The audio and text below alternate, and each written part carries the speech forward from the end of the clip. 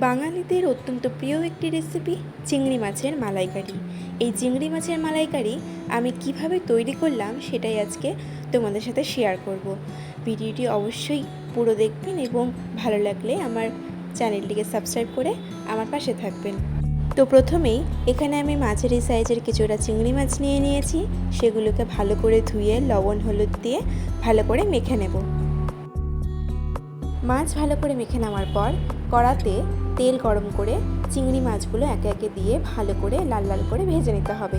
এখানে চিংড়ি মাছগুলো 2-3 মিনিট করে ভেজে নিলেই যথেষ্ট। এবার চিংড়ি মাছের মালাইকারির জন্য একটি স্পেশাল মশলা আমি এখানে ব্যবহার করব, যার জন্য মৌরি, কাজু বাদাম এবং সরষা এগুলোকে বেটে নেব। বেটে নেওয়ার পর ফেটিয়ে রাখা টক দইয়ের সাথে ভালো করে মিশ্রণটি মিশিয়ে নিতে হবে। এবার চিংড়ি মাছের মালাইকারি তৈরি করার জন্য লাগবে পেঁয়াজ বাটা, শুকনো লঙ্কা বাটা, জিরা বাটা, আদা বাটা এবং রসুন। এবার দেখে নেওয়া যাক কী করে রান্নাটা তৈরি করলাম। কড়াতে তেল গরম করে গোটা গরম মশলা ফোড়নে দিয়ে তাতে বেটে রাখা পেঁয়াজ দিয়ে ভেজে নিতে হবে।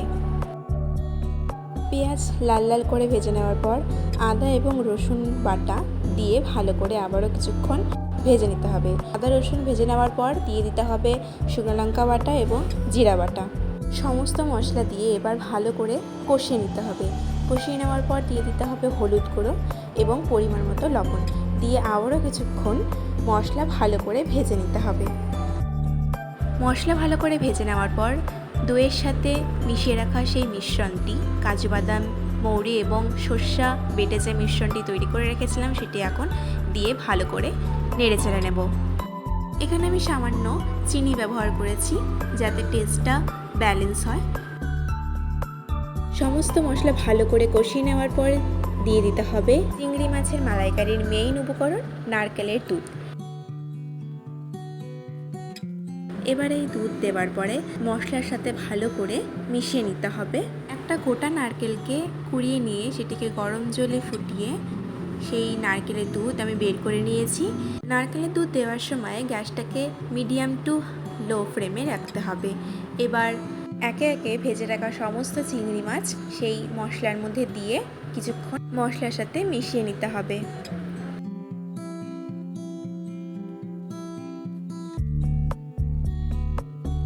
মশলার সাথে চিংড়ি মাছ ভালো করে মিশিয়ে নেওয়ার পর এখানে আমি সামান্য পরিমাণে জল ব্যবহার করেছি, যেটা আমি দেখাতে ভুলে গিয়েছি। এখানে সামান্য পরিমাণে জল ব্যবহার করে এই মাছগুলোকে ভালো করে মশলার সাথে ফুটতে দিতে হবে।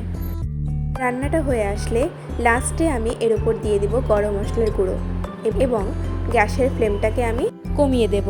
গরম মশলার গুঁড়ো দিয়ে ভালো করে মশলা মাছের সাথে মিশিয়ে নিতে হবে এবং আমাদের আজকের এই চিংড়ি মাছের মালাইকারি সম্পূর্ণরূপে তৈরি। তোমরা অবশ্যই কমেন্ট করে বলবে রান্নাটি কেমন হয়েছে। এখানে আমি লাস্টে কয়েকটা চেরা কাঁচা লঙ্কা দিয়ে ঢাকা দিয়ে রেখে দেব। তো এইভাবেই আমি চিংড়ি মাছের মালাইকারিটা তৈরি করেছি। যদি এই ভিডিওটা আপনাদের ভালো লেগে থাকে তাহলে অবশ্যই সাবস্ক্রাইব এবং লাইক করে দেবেন।